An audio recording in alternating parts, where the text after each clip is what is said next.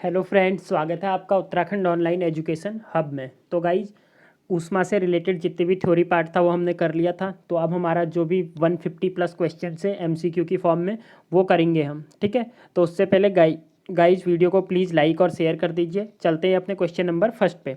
वस्तु को गर्म करने पर उसके अणुओं की चाल बढ़ जाएगी, ऊर्जा कम हो जाएगी, भार बढ़ जाएगा का भार घट जाएगा।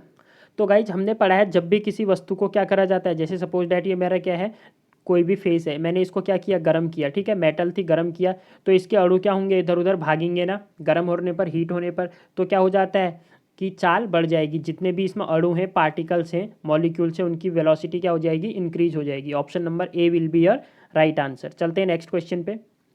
देखिए नेक्स्ट क्वेश्चन है, वस्तु का ताप किसका सूचक है। What is the indication of heat of the indicator of heat of the object. उसके अणुओं की कुल ऊर्जा का, उसके अणुओं की औसत ऊर्जा का, उसके अणुओं के कुल वेग का, उसके अणुओं के औसत गतिज ऊर्जा का। तो गाइस जो ताप होता है, जो टेम्परेचर होता है, वो हमारा क्या होता है, average kinetic energy of its molecule, उसके अणुओं की औसत गतिज ऊर्जा का। हम क्वेश्चन कर चुके हैं इससे पहले, ठीक है, थ्योरी पार्ट में हमने पढ़ा था। चलते हैं नेक्स्ट क्वेश्चन पे।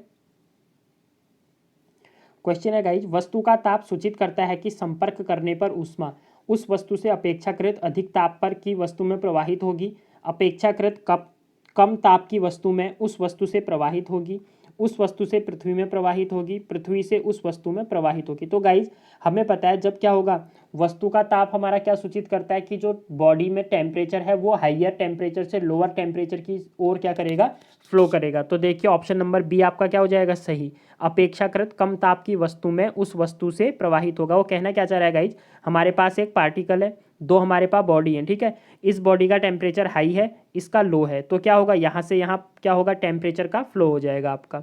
चलते नेक्स्ट पे। किसी वस्तु के ताप में वृद्धि का अर्थ है कि वस्तु की गतिज ऊर्जा बढ़ गई है, स्थितिज ऊर्जा बढ़ गई है, यांत्रिक ऊर्जा बढ़ गई है, या ऊष्मीय ऊर्जा बढ़ गई है। तो जब टेम्परेचर में गाइज इंक्रीज होता है, इंक्रीमेंट होता है हमारा किसमें, टेम्परेचर में, तो क्या हो जाती है, ऊष्मीय ऊर्जा, जो थर्मल एनर्जी है वो क्या हो जाती है, इंक्रीज हो जाती है। तो option number D will be your right answer. Next question, जब किसी वस्तु को ठंडा किया जाता है तब उसके अणुओं की ऊर्जा बढ़ जाती है, की चाल घट जाती है, का द्रव्यमान बढ़ जाता है, का भार बढ़ जाता है। तो गाइज हमने पढ़ा है जब भी कोई भी वस्तु है, अगर आप इसे हीटअप करोगे तो इसकी क्या हो जाएगी, एनर्जी, ठीक है, काइनेटिक एनर्जी या कह सकते हो वेलोसिटी, इसके अणुओं की क्या हो जाएगी, इंक्रीज। बट जब इसी चीज़ को आप ठंडा करोगे, कोल्ड करोगे, ठीक है, तब इसके जो अणु हैं उनकी वेलोसिटी क्या हो जाती है, डिक्रीज हो जाती है, तो चाल घट जाती है। ऑप्शन नंबर बी आपका क्या हो जाएगा गाइज, राइट हो जाएगा। चलते हैं नेक्स्ट पे। नेक्स्ट क्वेश्चन है गाइज, हीट एक प्रकार की ऊर्जा है जिसे कार्य में बदला जा सकता है। इसका प्रत्यक्ष प्रमाण सबसे पहले किसने दिया। तो डेवी, रदरफोर्ड होगा गाइज, सेल्सियस या फ़ारेनहाइट। तो आपका आंसर क्या हो जाएगा, Rutherford. Option number B will be your right answer. Next question, किसी वैज्ञानिक ने सर्वप्रथम बर्फ के दो टुकड़ों को आपस में घिसकर पिघला दिया, ठीक है, किस वैज्ञानिक ने दो बर्फ के टुकड़े लिए और आपस में उनको घिसकर क्या कर दिया, पिघला दिया। तो गाइज ये जो वर्क किया गया था, ये काम किसके द्वारा किया गया था, डेवी के द्वारा। ऑप्शन नंबर सी आपका क्या हो जाएगा, राइट हो जाएगा। चलते हैं नेक्स्ट क्वेश्चन पे। जब कभी कार्य ऊष्मा में बदलता है या ऊष्मा कार्य में बदलती है तो किए गए कार्य व उत्पन्न ऊष्मा का अनुपात एक स्थिरांक होता है जिसे ऊष्मा का यांत्रिक तुल्यांक कहते हैं, मैकेनिकल इक्विवेलेंट, इसका मान होता है। तो जो मैकेनिकल इक्विवेलेंट होता है गाइज, उसकी वैल्यू कितनी होती है, 4186 जूल पर किलो कैलोरी, ठीक है, या तो ये बोल लो। अब अगर इसे जूल कैलोरी में बदलें तो क्या हो जाएगा, 1000 से डिवाइड कर दोगे तो आंसर क्या आ जाएगा, 4.186 जूल पर किलो पर कैलोरी आ जाएगा, ठीक है। और अगर हम सी ऑप्शन देखें तो 4.186 इंटू 10⁻7 अर्ग, ये भी सही है, क्योंकि जब चीज़ किसी भी क्वांटिटी को अर्ग में चेंज करते हो तो 10 क्या हो जाएगी, वो 7 हो जाएगी। तो ऑप्शन ए भी सही है, बी भी सही है और सी भी। तो आपका आंसर क्या हो जाएगा, option number D. Next question, जब कुछ पानी का लगातार मंथन, चर्निंग किया जाता है तब उसका ताप बढ़ जाता है। गाइस जब क्या किया जाए, मंथन मतलब चर्निंग करते हैं हम वाटर की, तो उससे क्या होता है ये पूछ रहा है, ठीक है। ऊष्मीय ऊर्जा में होता है, ऊष्मीय ऊर्जा का रूपांतरण ऊष्मा ऊर्जा में होता है, यांत्रिक ऊर्जा का रूपांतरण ऊष्मीय ऊर्जा में होता है, या ऊष्मीय ऊर्जा का रूपांतरण होता। तो गाइज जब भी वाटर का मंथन किया जाएगा, ठीक है, ताप बढ़ जाएगा उसका, तो क्या हुआ होगा, यांत्रिक जो मैकेनिकल एनर्जी है उसका रूपांतरण हुआ होगा। मैकेनिकल एनर्जी कन्वर्ट हो जाती है आपकी किस में, थर्मल एनर्जी में।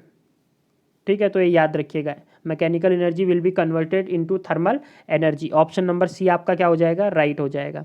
नेक्स्ट क्वेश्चन, यांत्रिक ऊर्जा में होता है, ठीक है, वाष्प इंजन, ये गाइज यहाँ पर यांत्रिक ऊर्जा गलत है। वाष्प इंजन में उबलते हुए जल का तापमान किस कारण से उच्च हो सकता है। जो हमारा क्या होता है गाइज, वाष्प इंजन होता है, उसमें जो तापमान होता है वो किसकी वजह से क्या होता है, हाइयर होता है। तो जल में विलीन पदार्थ होते हैं इसलिए होता है, गलत हो जाएगा। बॉयलर के अंदर निम्न दाब होता है, नहीं, निम्न दाब होगा तो टेम्परेचर तो बढ़ ही नहीं सकता। बॉयलर के अंदर उच्च दाब होता है, बिल्कुल सही हो जाएगा, क्योंकि जब आपका प्रेशर क्या होगा उसके अंदर ज़्यादा होगा तभी क्या होगा गाइज, उसमें टेम्परेचर क्या होगा, इंक्रीज करेगा। तो इसी वजह से जल का जो तापमान होता है वो क्या होता है, उच्च होता है। ऑप्शन नंबर सी आपका क्या हो जाएगा, राइट हो जाएगा। चलते हैं नेक्स्ट क्वेश्चन पे। शीतकाल में हैंडपंप का पानी गर्म होता है क्योंकि, ठीक है, जब विंटर टाइम आता है गाइज तो आपने जब हैंडपंप से पानी निकालते हैं तो वाटर क्या होता है आपका, गर्म होता है। ऐसा क्यों होता है, तो वो पूछ रहा है। देखिए, शीतकाल में हमारा शरीर ठंडा होता है अतः जल गर्म प्रतीत होता है। पृथ्वी के भीतर तापमान वायुमंडल के तापमान से अधिक होता है। पंपिंग क्रिया से घर्षण पैदा होता है जिससे जल में गर्म होता है। भीतर से जल बाहर निकलता है और परिवेश से ऊष्मा का अवशोषण कर लेता है। तो गाइज देखिए, अगर हम इसे इस तरीके से समझे, मेरी अर्थ सरफेस है, ठीक है, और यहाँ पर विंटर का अभी मौसम, ये मेरा सराउंड्स है। तो अभी यहाँ बाहर का टेम्परेचर क्या है, कम है, ठीक है, और जो है पृथ्वी के अंदर टेम्परेचर है ये क्या है, ज़्यादा है। तो यहाँ अगर टेम्परेचर ज़्यादा है तो इसके अंदर जो पानी होगा उसका टेम्परेचर भी क्या लगेगा हमें, ज़्यादा, कंपेरेटिव टू जो सराउंड्स के अंदर है यहाँ पर, ठीक है। तो यहाँ पर टेम्परेचर आपका कम है, यहाँ पर ज़्यादा है। जब ज़्यादा टेम्परेचर आपके बाहर सराउंड्स में आएगा तो आपको वो चीज़ क्या लगेगी, हॉट लगेगी ना, गर्म महसूस होगी। इसीलिए क्या होता है, जो पानी होता है वो हमें गर्म लगता है। तो ऑप्शन नंबर बी आपका क्या हो जाएगा, राइट।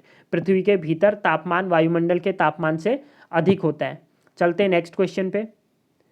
निम्न में से कौन सा ऊष्मा का यूनिट है, जूल, ओम, एम्पियर, वोल्ट या फिर न्यूटन। तो गाइज ऑप्शन क्या हो जाएगा, ऊष्मा का ऑप्शन क्या हो जाएगा, जूल। एक प्रकार का क्या है, वर्कडनी होता है, मैंने बोला था आपसे थ्योरी वाली क्लास में। अगर गाइज आपने नहीं देखी है तो डिस्क्रिप्शन बॉक्स पे लिंक है, आप जाके देख सकते हैं। ओम की बात करें गाइज तो देखिए, ओम होता है आपका रजिस्टेंस, प्रतिरोध का। एम्पियर की बात करूँ तो ये होता है विद्युत धारा, एम्पियर करंट कहते हैं जिसे। वोल्ट की बात करूँ तो ये वोल्टेज का होता है, ठीक है। न्यूटन की बात करें तो ये किसका होता है गाइज, बल का। तो 5 के 5 आपको याद रखने हैं, क्योंकि पांचों क्या है आपके इंपॉर्टेंट है। चलते हैं नेक्स्ट पे। इनमें से कौन ऊष्मा का मात्रक नहीं है, कैलोरी, किलो कैलोरी या डिग्री सेल्सियस। तो देखिए, कैलोरी भी ऊष्मा का मात्रक है, किलो कैलोरी तो वही है, हमने 1000 से गुणा कर दी तो किलो कैलोरी हो गया। बट जो डिग्री सेल्सियस है गाइज, ये किसका होता है, ये होता है आपका टेम्परेचर का, ठीक है। डिग्री सेल्सियस में क्या मापा जाता है, टेम्परेचर। तो option C will be your right answer. चलते हैं नेक्स्ट क्वेश्चन पे। ताप का एसआई मात्रक है, केल्विन, सेल्सियस, सेंटीग्रेड, फ़ारेनहाइट। तो देखिए गाइज, टेम्परेचर केल्विन में भी मेजर होता है, सेल्सियस में भी, सेंटीग्रेड में भी और फ़ारेनहाइट में भी। बट अगर आपसे एसआई यूनिट पूछ रहा है तो एसआई यूनिट क्या होगी आपकी, केल्विन होगी। ऑप्शन नंबर ए आपका क्या हो जाएगा, राइट हो जाएगा। नेक्स्ट क्वेश्चन है गाइज, 1 किलो कैलोरी ऊष्मा का मान होता है 4.2 joule, 4.2 into 10⁻² joule, 4.2 into 10⁻³ joule या 4.2 इंटू 10 जूल। तो गाइज 1 किलो कैलोरी जो होती है इक्वल होती है हमारे 4.2 इंटू 10⁻³ जूल के। तो ऑप्शन नंबर कौन सा हो जाएगा गाइज आपका, सी ऑप्शन आपका सही हो जाएगा। नेक्स्ट क्वेश्चन पे चलते हैं। जल प्रपात के अधस्थल पर जल का तापमान ऊपर की अपेक्षा अधिक होने का कारण है। मतलब गाइज ये कह रहा है कोई वाटरफॉल है आपका, ठीक है, वाटरफॉल में इस टाइप से होगा, ऊपर से आपका पानी गिरेगा। तो जब यहाँ पर ये पानी गिरता है, कह रहा है यहाँ पर टेम्परेचर क्या होता है उसका ज़्यादा होता है, मतलब पानी आपको यहाँ पर थोड़ा क्या लगेगा, गर्म महसूस होगा। इसका रीजन पूछ रहा है आपसे। अधस्थल पर जल की स्थितिज ऊर्जा अधिक होती है, यहाँ पर स्थितिज ऊर्जा अधिक होगी कह रहा। अधरतल पर पृष्ठ ऊष्मा उपलब्ध कराता है, सी ऑप्शन है। गिर रहे जल की गतिज ऊर्जा ऊष्मा में बदल जाती है, गिरता हुआ जल परिवेश से ऊष्मा का शोषण कर लेता है। तो गाइस देखिए, जब वाटर यहाँ से गिरेगा इसमें कौन सी एनर्जी होगी, काइनेटिक एनर्जी होगी, ठीक है। अब ये काइनेटिक एनर्जी जब यहाँ पे आएगी तो काइनेटिक एनर्जी क्या होगी, पोटेंशियल एनर्जी में आपकी क्या हो जाएगी, चेंज होगी, ठीक है। स्थितिज ऊर्जा में आपकी क्या होगी, चेंज होगी। बट सारी की सारी काइनेटिक एनर्जी आपकी क्या होगी, स्थितिज ऊर्जा में कन्वर्ट नहीं हो पाएगी। कुछ एनर्जी क्या होगी, ऊष्मा के रूप में क्षय हो जाएगी। तो वो ऊष्मा के रूप में जब जाएगी तो वो उसी ऊष्मा की वजह से हमें वाटर क्या लगेगा, हॉट लगेगा या गर्म लगेगा। तो आपका आंसर क्या हो जाएगा, ऑप्शन नंबर सी, गिर रहे जल की गतिज ऊर्जा ऊष्मा में बदल जाती है। इसी वजह से जो वाटर है वहाँ पर हमें क्या लगेगा, वो गर्म महसूस होगा। चलते हैं नेक्स्ट पे। गर्मियों में ताप 46 डिग्री हो जाने पर ऊंट गर्मी से राहत महसूस करता है, उसका रीजन पूछ रहा है। रेगिस्तानी पौधों की छाया में बैठकर, अपने शरीर के ताप को 42 डिग्री सेल्सियस तक बढ़ाकर, अपने शरीर में पानी का संचय करके, उपयुक्त में से कोई नहीं। तो गाइस देखिए, समझिए, हमारा जो नॉर्मली है हमें गर्मी महसूस क्यों हो रही है, ठीक है। गाइज अगर हम अपने बॉडी टेम्परेचर की बात करें तो 37 डिग्री सेल्सियस के आसपास होता है, ठीक है। 98.6 उसके आसपास अगर मैं 37 डिग्री सेल्सियस मानूँ तो क्या होगा, जैसे ही टेम्परेचर मेरी बॉडी के टेम्परेचर से क्या होगा, आसपास ज़्यादा बढ़ जाएगा, ठीक है। 40 डिग्री सेल्सियस हो जाएगा, 45 डिग्री सेल्सियस हो जाएगा, तो फिर हमें गर्मी लगनी महसूस होती है, ठीक है। क्यों, क्योंकि बॉडी टेम्परेचर से नीचे, एकदम ज़्यादा नीचे भी होगा तब भी सह नहीं पाओगे। उसके आसपास अगर आपका टेम्परेचर है तो क्या होता है, वो एक इक्विवेलेंट अच्छा टेम्परेचर माना जाता है। बट गर्मियों में आप टेम्परेचर देखते हो 45, 46, 40 डिग्री सेल्सियस तक बढ़ जाता है, ठीक है। तो इसीलिए हम उसको क्या नहीं कर पाते, सह नहीं पाते। सेम वो कह रहा है, जो ऊँट होता है वो 46 डिग्री सेल्सियस हो जाने पर भी राहत क्यों महसूस करता है। तो गाइज ऊँट जो होता है वो अपने बॉडी टेम्परेचर को क्या कर सकता है, मेंटेन कर सकता है। तो वो गर्मियों में क्या करता है, 42 डिग्री सेल्सियस तक मेंटेन कर लेता है। तो आप देखिए 46 बाहर का टेम्परेचर है, खुद की बॉडी का टेम्परेचर कितना कर ले रहा है, 42। तो ज़्यादा डिफरेंस नहीं है ना दोनों टेम्परेचर में, तो इसीलिए वो क्या करता है, राहत का महसूस करता है। तो ये आपका क्या हो जाएगा, ऑप्शन नंबर बी आपका राइट हो जाएगा। तो इसीलिए आपने देखा होगा गाइस, जब आप एसी में जाते हैं, ठीक है, तो एसी में आपको क्या लगता है, ठंडक महसूस होती है 20 या फिर 22 डिग्री सेल्सियस पे। चलते हैं नेक्स्ट पे। बर्फ पर दाब बढ़ाने से उसका गलनांक बढ़ जाएगा, घट जाएगा, शून्य हो जाएगा या अपरिवर्तित रहेगा। तो गाइज हमारे मेल्टिंग पॉइंट की बात चल रही है, ठीक है। हमें पता है जब हम क्या करते हैं, प्रेशर को बढ़ाते हैं तो मेल्टिंग पॉइंट भी आपका क्या हो जाता है गाइज, इंक्रीज हो जाता है। प्रेशर को कम करोगे तो मेल्टिंग पॉइंट भी क्या हो जाएगा, डिक्रीज। तो प्रेशर को क्या किया जा रहा है, दाब,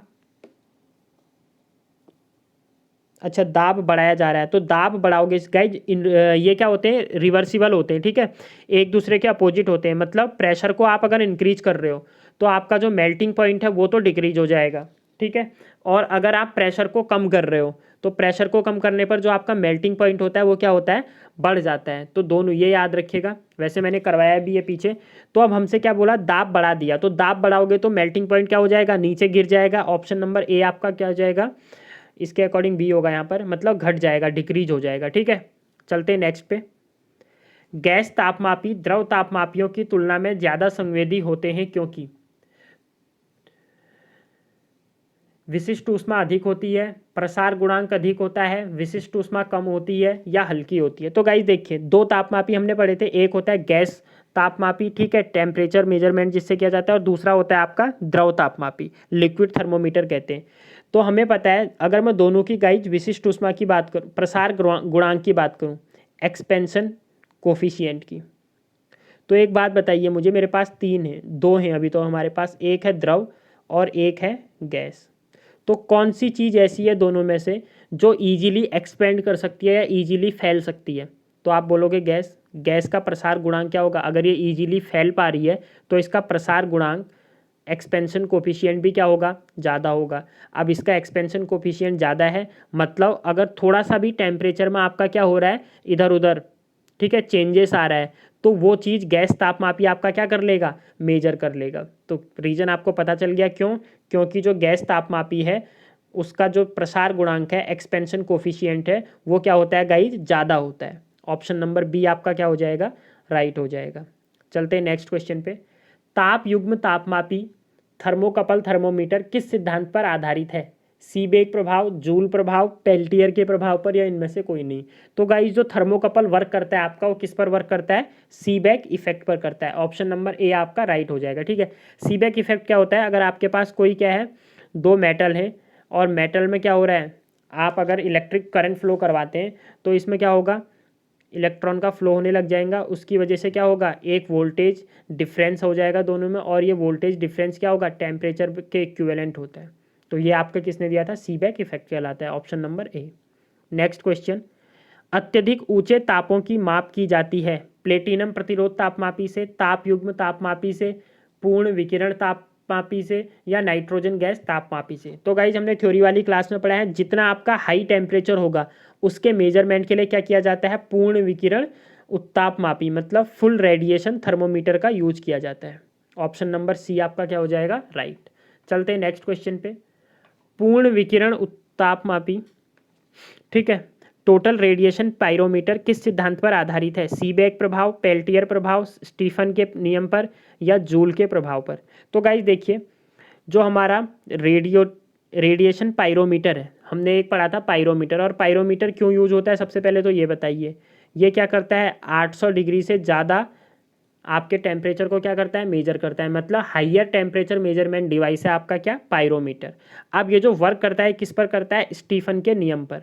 स्टीफन का नियम क्या था, E प्रोपोर्शनल टू टी की पावर 4, मतलब जो चेंज ऑफ एनर्जी बोल सकते हो आप, ठीक है, जो भी एनर्जी में चेंजेस हुआ वो टेम्परेचर के चतुर्थ घात के समानुपाती होता है। तो देखिए टेम्परेचर बहुत ज़्यादा है ना, तो हाइयर टेम्परेचर मेजरमेंट करने के लिए यूज किया जाता है कौन सा, पायरोमीटर।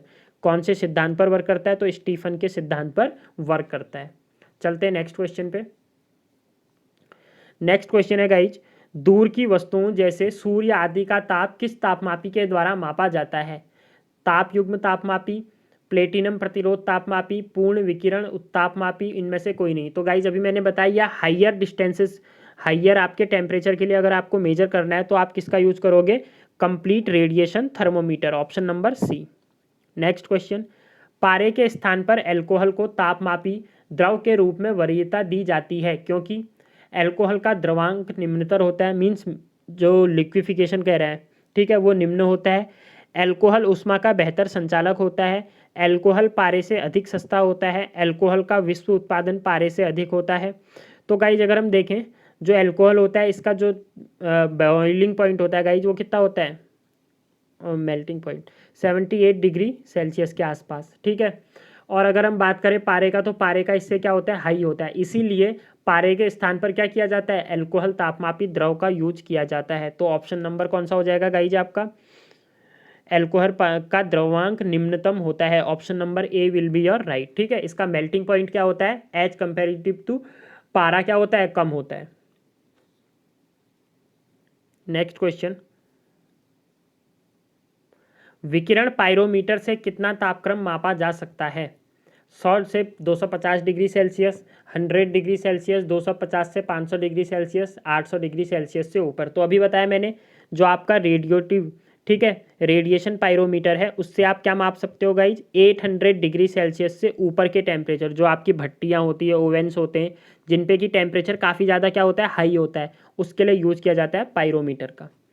तो option number D will be your right. Next question है गाइज, पारे के स्थान पर एल्कोहल, ये तो हो चुका है, थर्मोकपल द्वारा बनाया जाता है। तो थर्मोकपल किसके द्वारा बनाया जाता है, कह रहा है दो अधातुओं के द्वारा, non metals, to dissimilar metal, two identical metal, या नन ऑफ दीज। तो गाइज याद रखिएगा, थर्मोकपल में दो हमारे पास क्या होते हैं, धातुएं होती हैं, बट दोनों धातुएं जो दोनों मेटल्स होते हैं वो डिफरेंट होती हैं, ठीक है। ये अलग धातु होती है और दूसरी आपकी अलग धातु होती है। तो कौन सा क्वेश्चन हो जाएगा गाइज आपका, सेकंड वाला, ठीक है। इस पे सी है बट ये बी होगा, दो अदृश्य धातुओं से, ठीक है, टू डिसिमिलर मेटल। गाइज ये हिंदी बहुत वो है, तो इसी ऐसे ही आपके एग्जाम में भी आएगी, तो इंग्लिश ऑप्शन भी आप देख लेना, ठीक है, क्योंकि इंग्लिश ईजी है। देखिए, टू डिसिमिलर मेटल्स, तो डिसिमिलर मेटल्स मतलब जो अलग अलग हो, डिफरेंट काइंड की हो।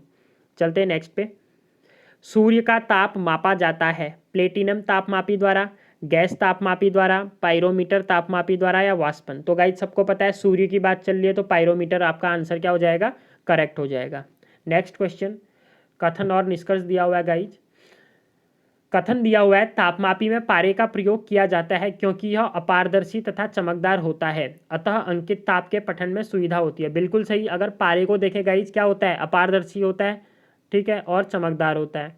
अतः अंकित ताप के पठन को आप आसानी से क्या कर सकते हो, देख सकते हो। कारण दिया हुआ है, पारा कांच पर नहीं चिपकता है तथा वाष्पशील नहीं है। बिल्कुल सही है। अगर गाइज कांच जो पारा है वो कांच पर चिपक जाएगा तो एक बार आपने सपोज दैट किसी का बुखार नापा तो उसके बाद वो वहीं पर रह जाएगा, फिर वो नीचे तो आएगा ही नहीं ना, तो आप बार बार उससे मेजरमेंट नहीं कर सकते हो। तो कारण भी उसका क्या हो गया, सही। तो कथन भी सही है, कारण भी सही है, और कारण जो है, कथन जो है कारण का वो क्या कर रहा है, कंप्लीट एक्सप्लेनेशन दे रहा है। तो ऑप्शन नंबर कौन सा गाइज आपका सही हो जाएगा, A. Option number A will be your right answer. चलते हैं नेक्स्ट क्वेश्चन पे।